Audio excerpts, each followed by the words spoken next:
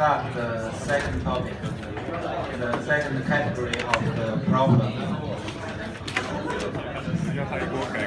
They are the constraints.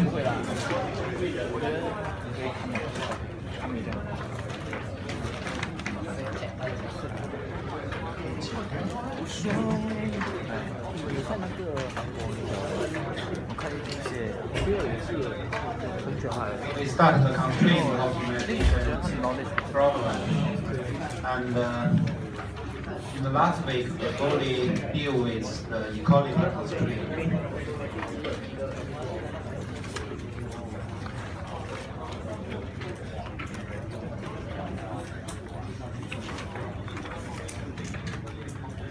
So the problem formulation is quite straightforward.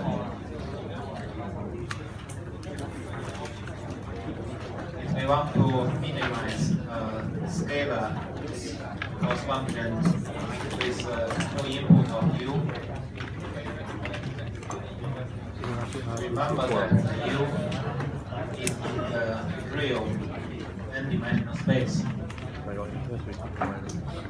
So our cost function itself is a scalar, the j is a scalar, and the control input, this u we define to be this u1, u2 up to un.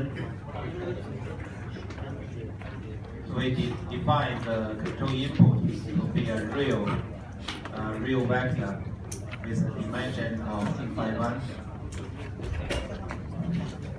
So if we define the problem like this, it's just an unconstrained problem.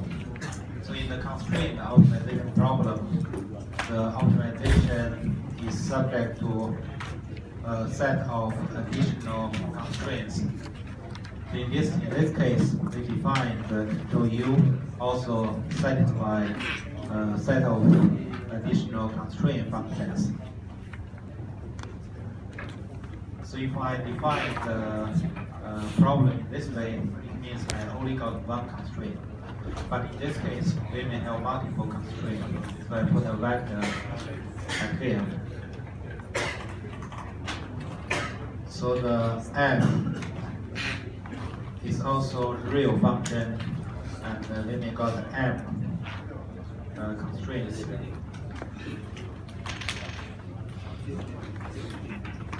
So for the problem to be well defined, we also need to constrain the n to be greater than m. So the number of control inputs is greater than the number of constraints. So these are the problems we are going to deal with in the constraint optimization problem. Here we only got the equality constraints.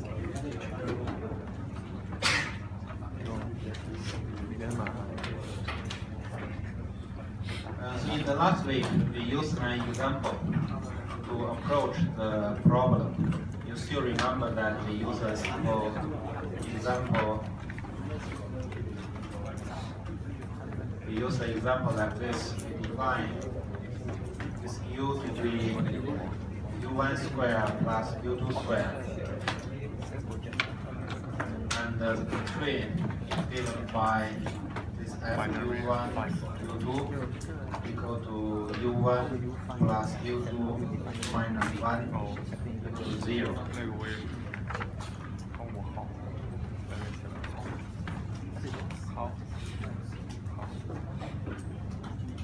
So in this example, we just intuitively decide the u star. We intuitively decide the u star to be is a half.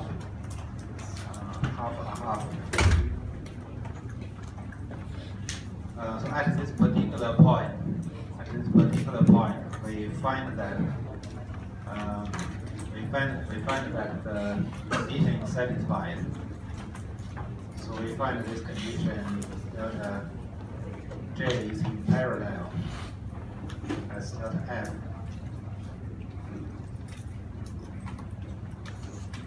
So remember the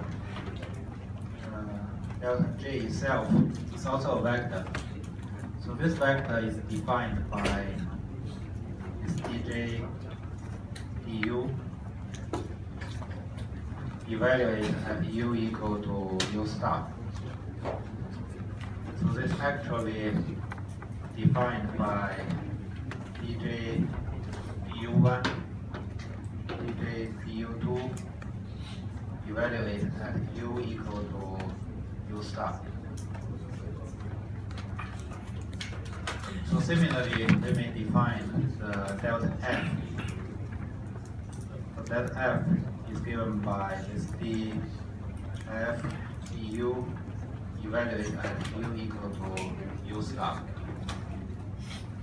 So this equal to df du1 df du2 where u equal to u star. So in this form, both j and f are just scalar. So u1, u2 are scalar. So you know how to evaluate this. It's just a normal calculus equation. So if you calculate this and let u star equal to half, you will have this condition. So the delta G is in parallel with delta F. This for this special case, for the n equal to 2 and m equal to 1, we have this special condition for the optimizing solution. But what happens if we have multiple constraints? So what happens if we have the m greater than 1, and we also have this n is greater than m, then what happens? In that case, so in this case, because m equal to 1, we only got one delta m and one delta m. But what happens if we have multiple delta m components?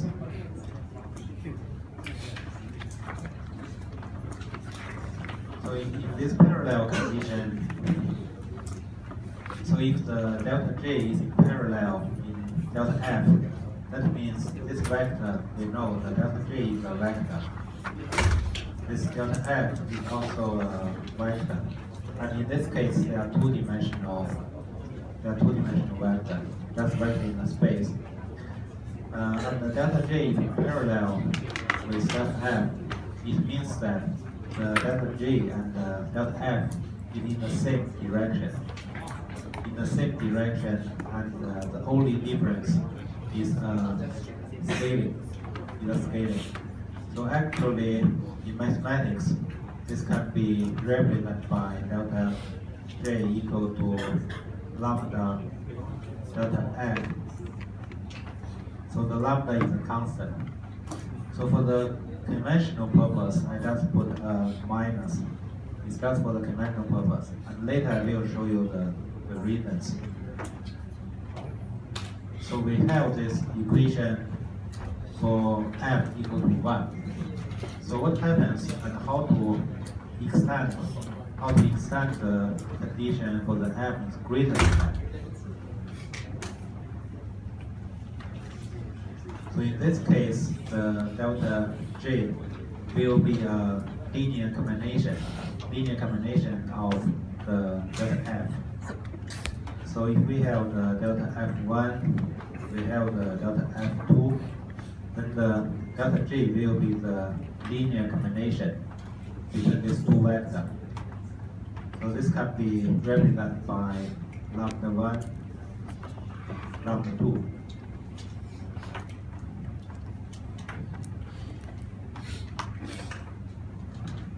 So it's an extension for the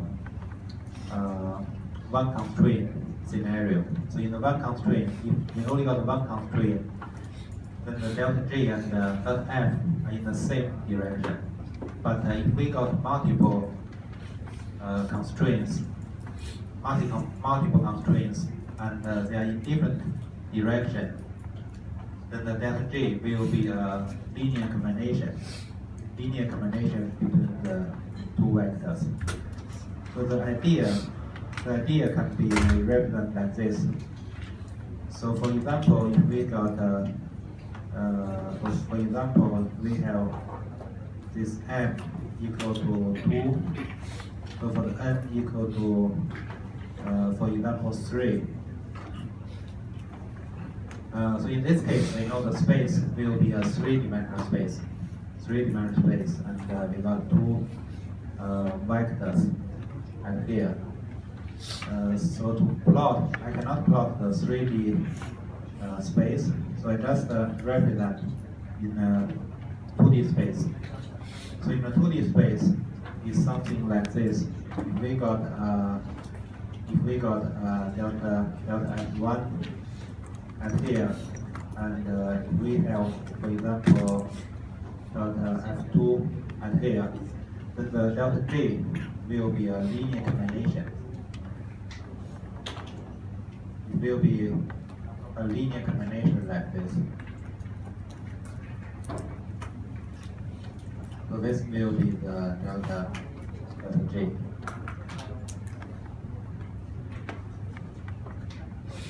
So this graph is a geometrical representation of this equation. So I just show you this idea. But you know in this case, because n equal to 3, so we are not dealing with a two-dimensional space. Instead, we are dealing with a three-dimensional space. So far, we just approach the constraint optimization problem by using a simple example. But we can extend the idea and formulate the problem for a solution. In this equation,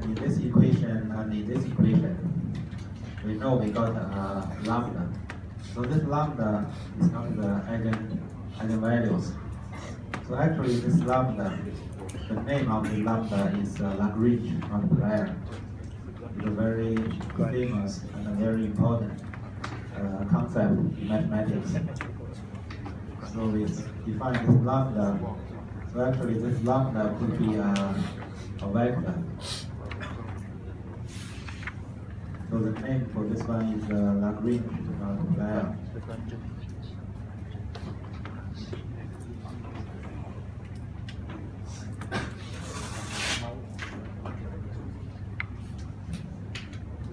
So the Lagrange multiplier represents an extremely powerful optimization tool in solving the optimization problem with equality constraints.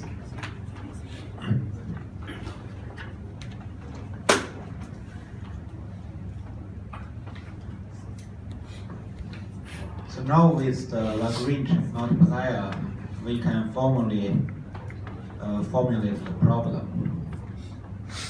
So the solution to the constraint optimization problem. So the idea is to, so we know we got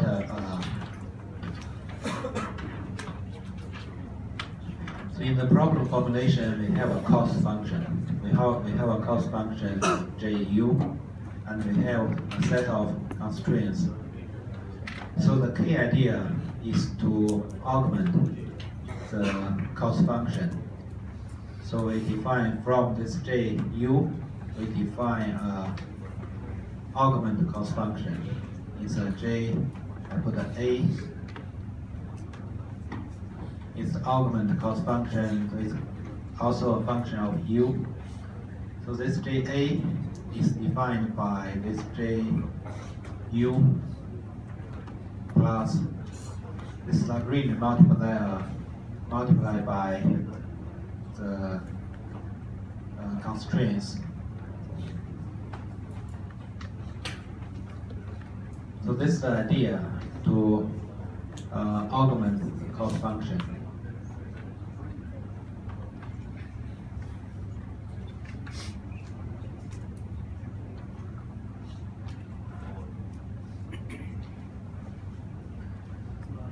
the equation looks quite simple, but actually this step is very important. So shortly I will show you we can easily solve the problem by this augment cost function. In this formulation, because we have this fu equal to 0 for the u star, so you will find at the u star, actually this JA u star is equal to this J u star, because this part is just a 0. Because this one we know is equal to 0 for the u star.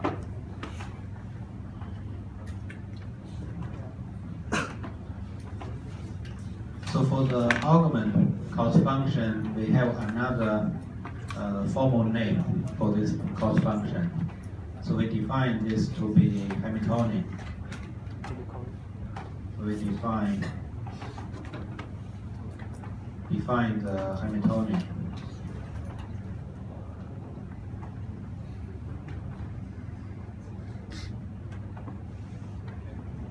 Define the Hamiltonian to be equal to the augment cost function. So we define the Hamiltonian H equal to this augment cost function.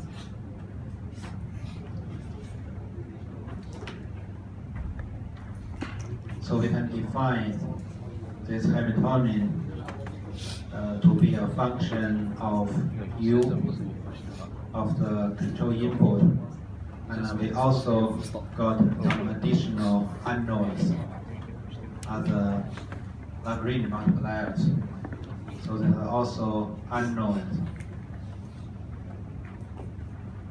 right? Originally we got this u to be the unknown, and now we introduce another set of unknowns. So this lambda. So we define this Hamiltonian to be this Ju plus this lambda multiplied by Fu.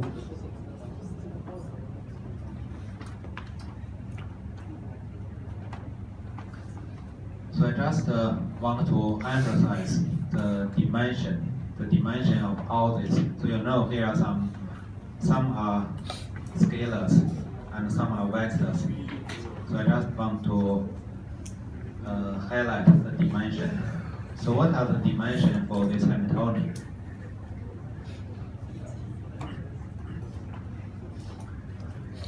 So the Hamiltonian is just a scalar. So it's just a 1 by 1, just scalar. Because it's a summation, it's a combination between two scalars.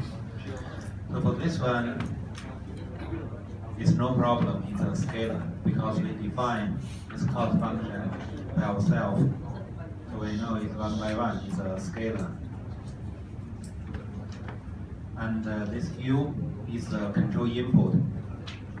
So U is n by 1 vector. It's a control input. We also, similar to before, we define this U to be U1, U2 up to UN. So also the same U at here. So the U is the n by 1 control input.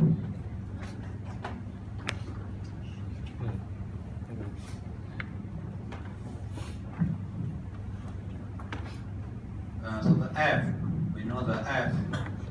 So the F is a set of constraints. So we represent this F in the form like this. So the F1, F2 up to Fm. So we got multiple constraints. So each constraint is something like this. So for each constraint, we have something like this. It's a linear function of the control inputs. So here we define m functions and put them in a column vector. So these are m by 1. So here we know the m is m by 1. So the J is a scalar. So in order to plus a scalar with another one, we know this one also need to be a scalar. So this one must to be a scalar. So the dimension for the f is already m by 1. So in order for this to be a scalar, we know the lambda, dimension for lambda must be 1 by m. So if the lambda transpose is 1 by m, the multiply with the f will become 1 by 1. So the lambda transpose is 1 by m. That means this lambda is a vector with m by 1. The lambda is m by 1 vector.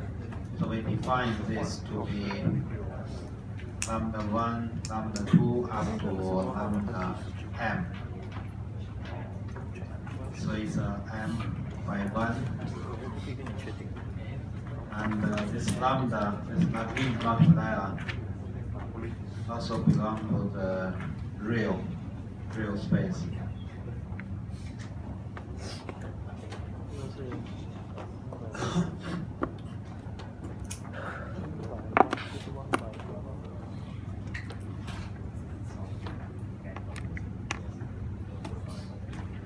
So the two important notation is we define this H to be Hamiltonian. So we will use the name in the later lectures. And this lambda is the Lagrange multiplier.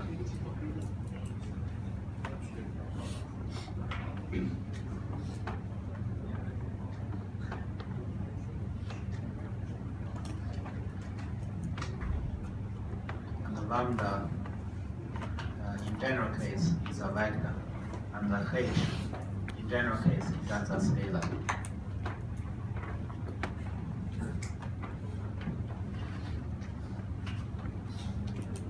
So now we formulate the problem in another way, that we combine the original cost function with the constraints and define a new cost function.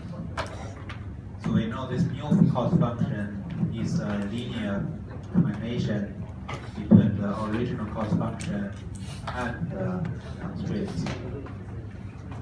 So this step looks quite simple, but actually this step is very important, and we are almost arrived on our solutions.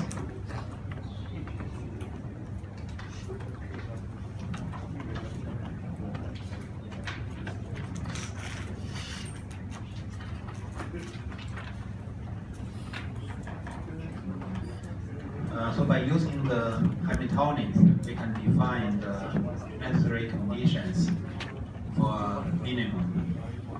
So from here, we can define the necessary conditions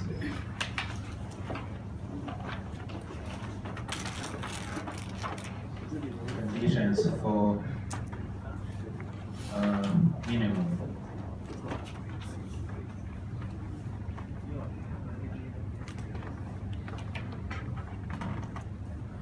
So the necessary conditions itself is actually quite simple. So the idea is similar, I would say the same, to the unconstrained optimization problem.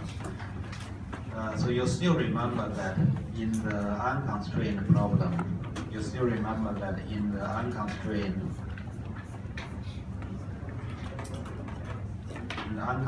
optimization problem, we want to minimize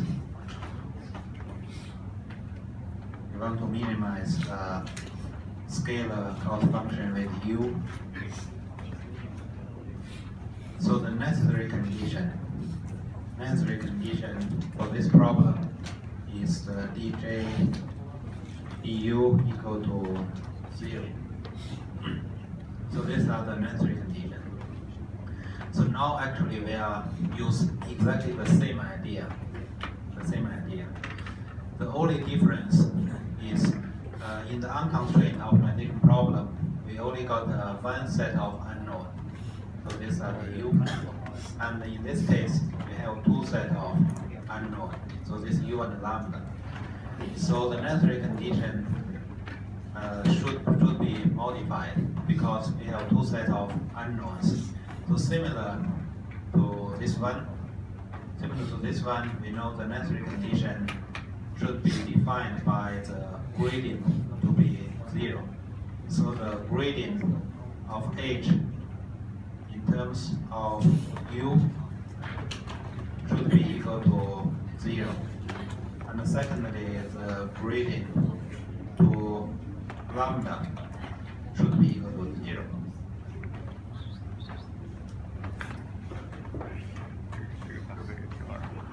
So actually, these are the solution. These are the solution to solve the unconstrained, to solve the constraint optimization problem with equality constraints. So we use some examples. So we just want to derive this conclusion.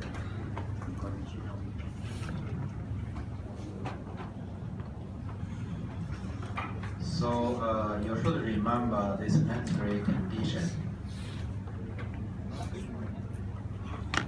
So it's not complicated, isn't it? So because the h, the concept is because the h is a function of two sets of unknowns. So the necessary condition for a minimum point should be the gradient. The gradient in terms of both unknowns should be 0.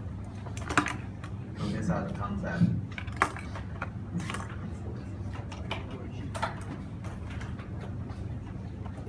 So before we can use this condition, we need some further derivation. So to see what's the formulation for these two gradients. So the dH du. So what is dH du?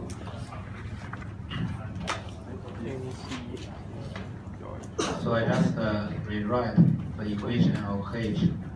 So the h equal to j u plus lambda transpose f u.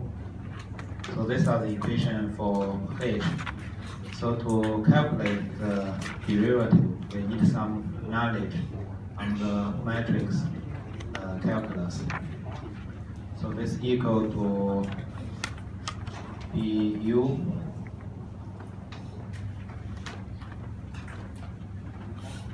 so the j u plus lambda transpose f u. So we want to calculate the derivative to these terms independently and derive a closed form equation. So we know this equal to this d j u du is the first one.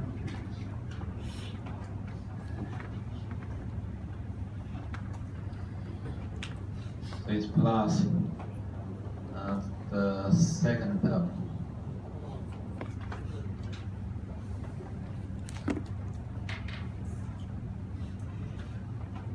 So the first one is quite simple. So it just the gradient of j. So this can be defined by delta j. It's just a gradient, the original gradient of j in terms of the control input. So to solve the second one, we require a simple mathematical trick that we used before, because we are going to apply this u to this function, to the second function. So we need to change the order.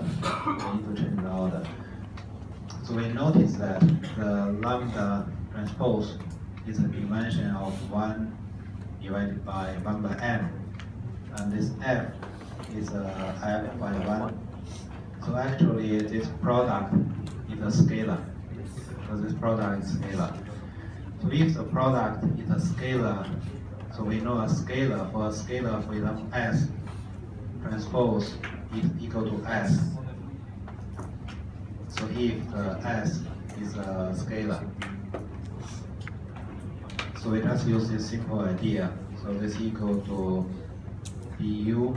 So we apply a transpose along the F U transpose. So they are the same. Exactly the same because this product is a scalar. So this equal to delta J plus this du. So for the transpose of a product is equal to the product of transpose to each other, and we need to change the order. So this equal to is F transpose U multiplied by lambda.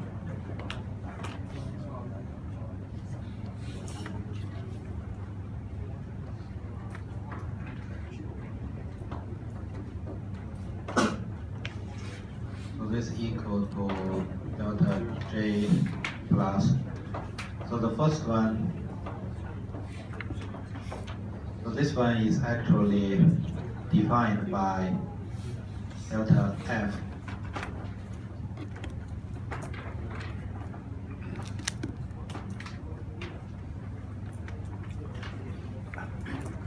Defined by delta F and multiplied by this lambda.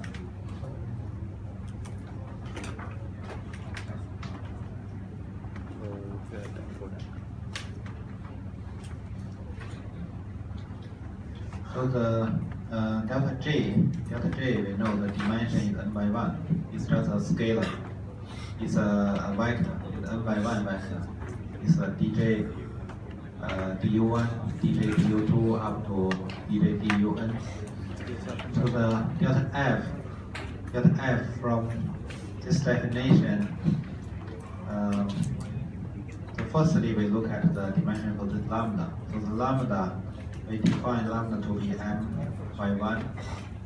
We know the lambda equal to lambda 1, lambda 2, up to lambda m.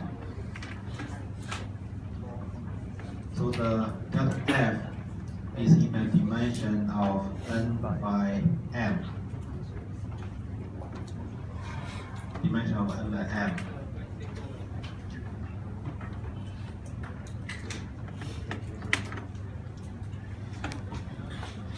So the necessary condition tell us this vector. So we know this one is a vector of n by 1. Eventually this one is a vector of n by 1. So this vector needs to be equal to 0 from our necessary condition. We know this equal to 0. So this one equal to 0, that means all the component need to be 0. So from here we can we can revisit our example.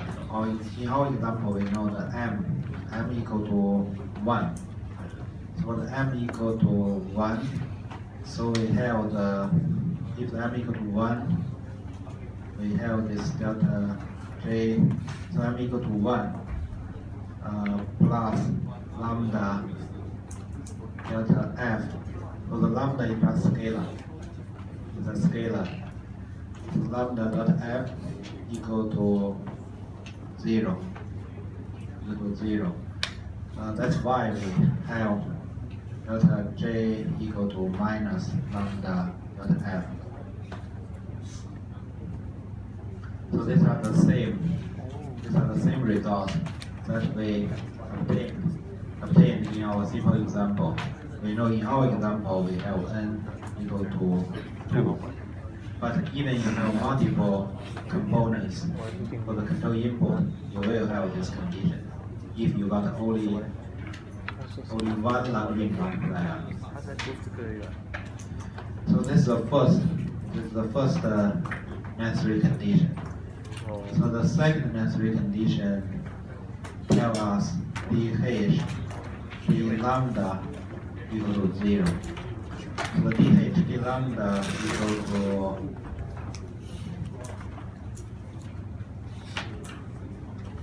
so this du plus lambda transpose this F u. So this equal to d j u d lambda plus lambda transpose F u.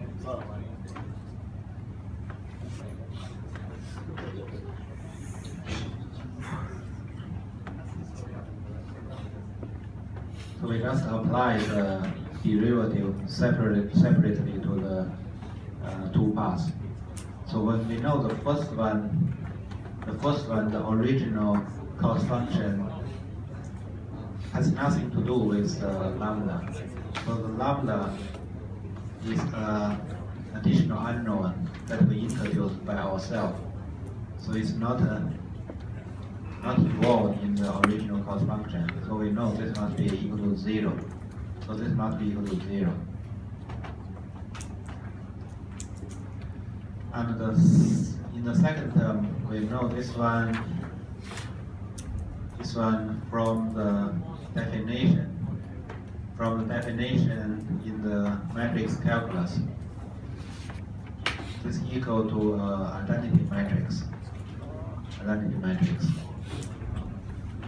So this is equal to 0 plus identity matrix multiplied by F u equal to 0.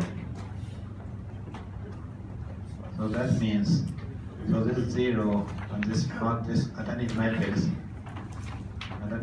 so we have this F u equal to 0.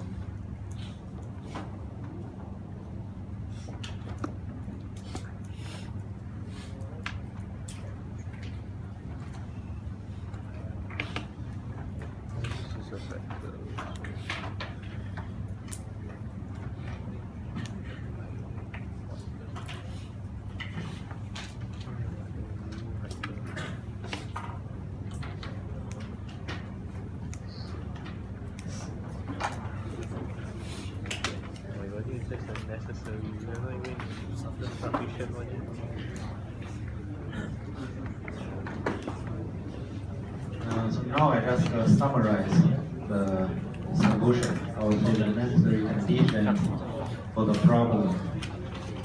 So the necessary condition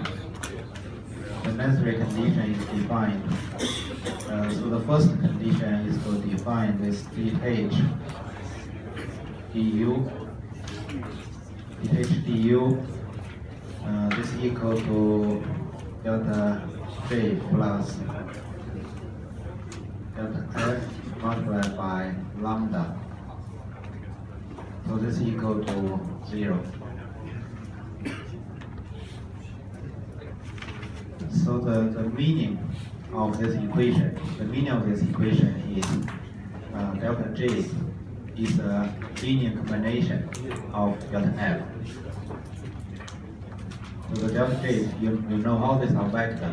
These are n-dimensional vector. So this n-dimensional vector is a linear combination of this set of m vectors by using the Lagrange multiplier. So the second constraint, the second necessary condition is this dh d lambda. This equal to, from our definition, we know this equal to f u. This equal to 0. So this condition is actually more straightforward to understand. We know the f u is just the original constraint. It does the same as the original constraint. So originally we define m constraints.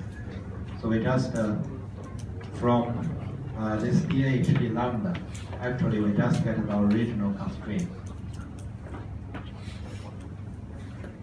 So this is just the constraints, equality constraints. These are the M equality constraints.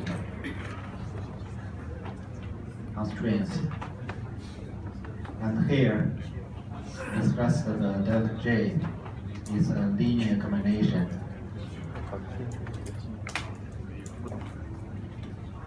Combination of delta F. So all these are vector.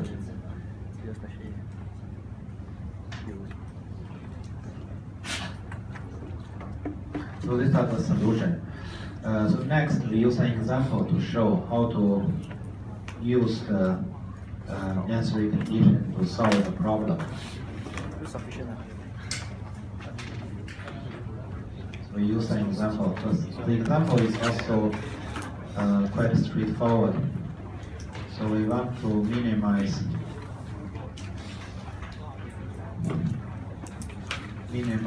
Ju equal to U1 square plus U2 square.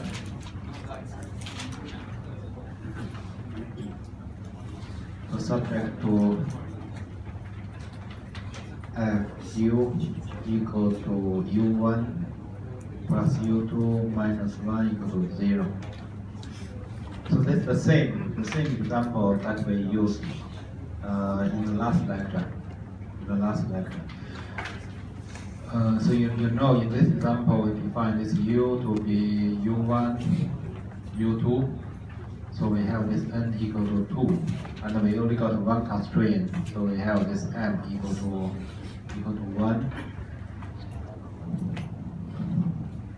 So in the geometric representation, we know the problem can be represented like this. So the Fu is just a direct line.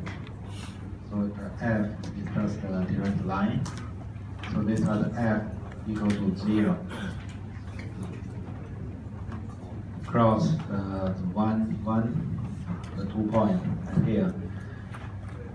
So this U1, this U2. So the original cost function represent the circles. So the circles with different radius. So only one circle will just touch the line. So we know this point at U star. So this point U star is equal to a half and a half.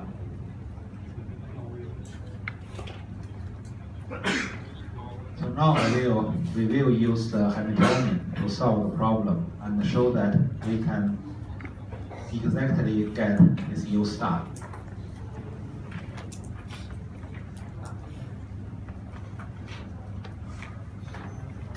So the solution is we define the Hamiltonian. Define the Hamiltonian equal to this J plus lambda F. So in this case, because we only got one constraint, so the lambda is just a scalar.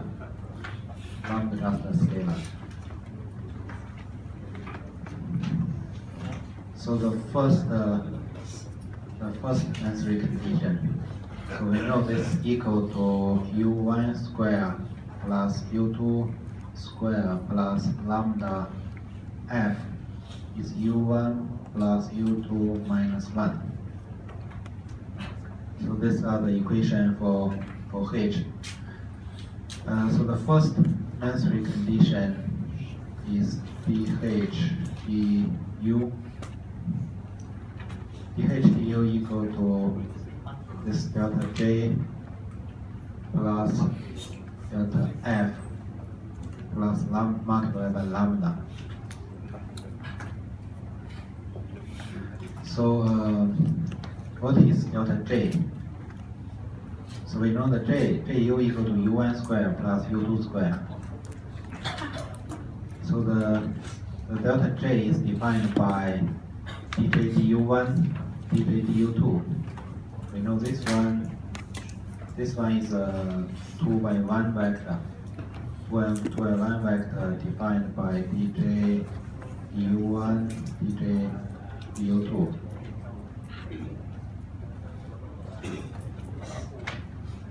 So the dj du1, so the second term is just at 0. So this at 0, so this equal to 2u1. So the dj u2, so the u1 term is 0.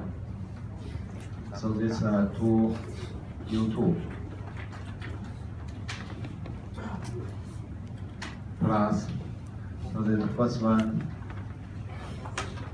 so the second one, the df is also a vector, it's also a 2 by 1 vector. We know this one is defined by df du1, df du2.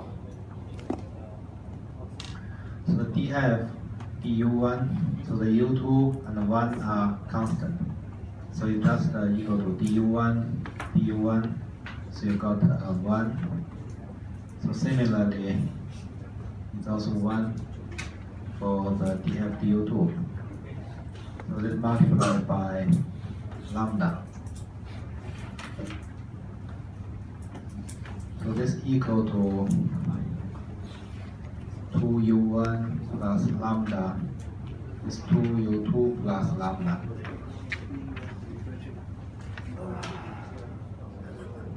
So the first gradient must be equal to 0. Must be equal to 0. So the second condition, the second necessary condition is dh, d lambda. So in this case, the lambda is just a scalar. So the lambda is a scalar up here. The lambda is scalar. So dh, d lambda just give us f u. So the f u equal to this u1 plus u2 minus 1. So the f u equal to u1 plus u2 minus 1 equal to 0.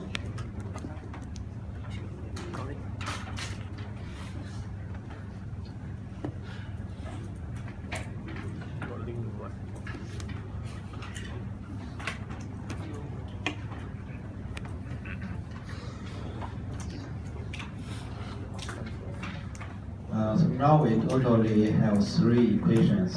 So we totally got 3 equations. So this are 2u1 plus lambda equal to 0, and 2u2 plus lambda equal to 0, and u1 plus u2 minus 1 equal to 0. So we got 3 linear equations, and also we got 3 unknowns. 3 unknowns. So the u1, u2, and lambda, and 1 lambda.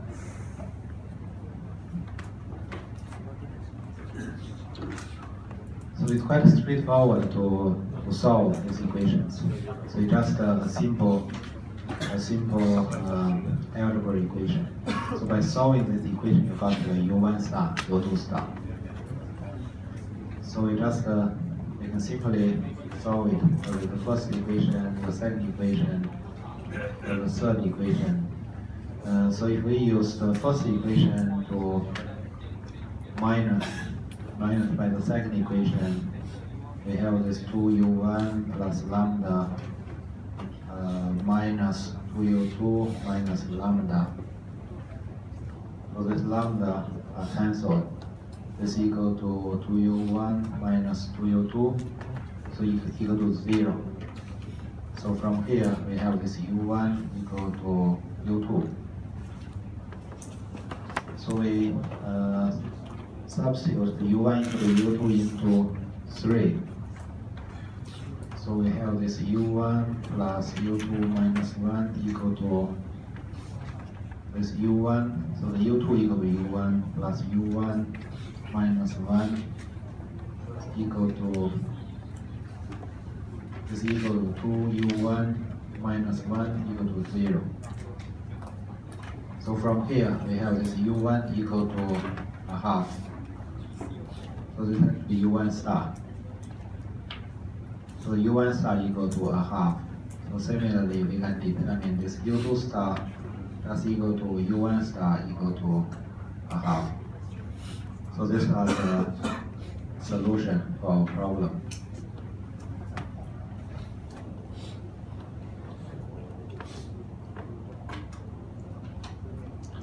So from this one, we know the u star equal to a half.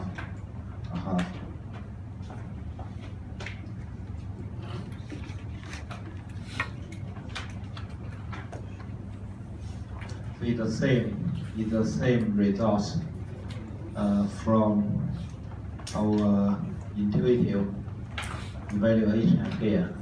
From our intuitive evaluation, we know the u star given by this half. So here, by using our Hamiltonian methods, we get exactly the same solution. But our Hamiltonian methods are much more general. We know the methods can be solved to any constraint problem.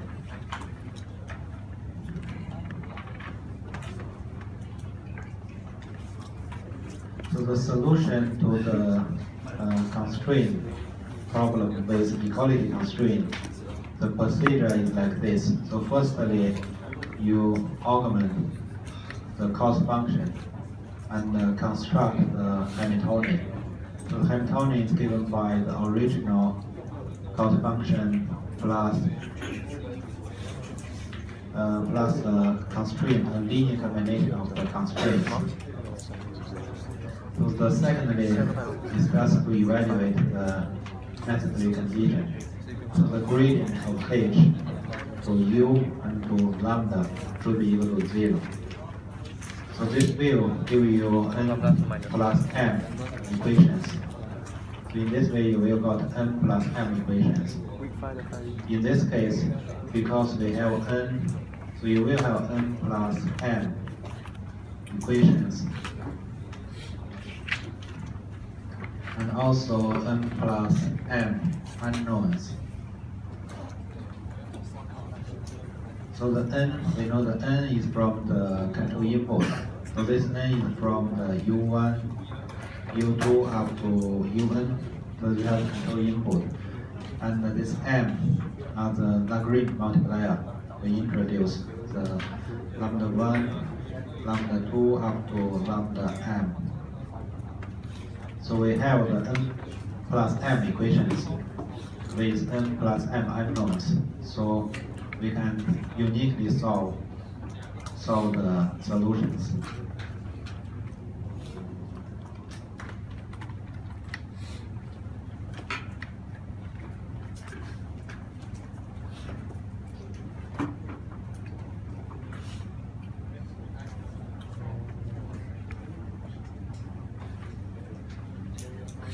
Okay, so I will give you another example for you to try it by yourself.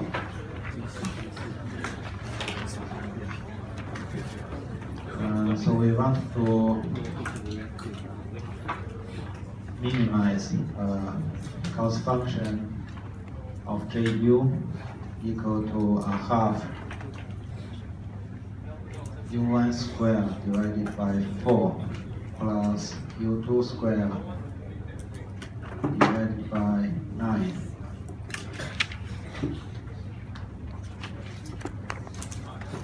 And we define this u equal to u1,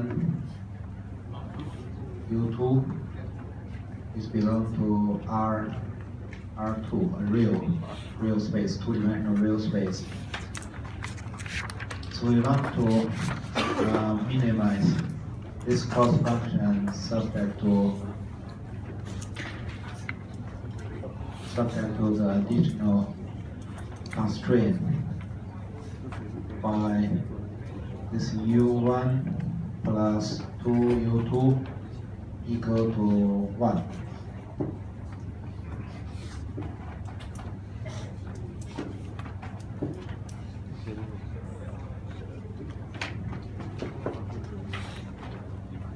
Okay, so this will be your homework.